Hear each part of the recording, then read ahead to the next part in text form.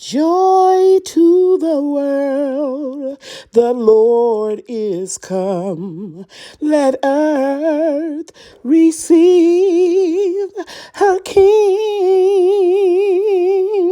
Let every heart prepare him room, and heaven and nature sing, and heaven and nature sing, and heaven and nature sing.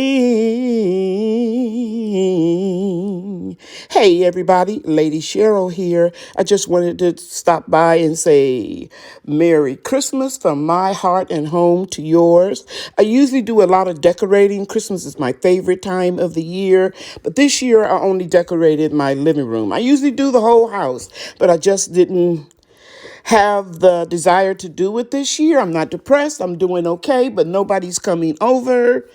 And I just said, well, we'll just keep it small and quaint this year.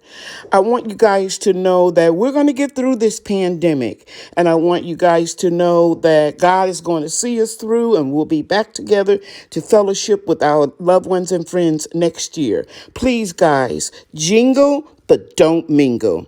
Bye now. Merry Christmas.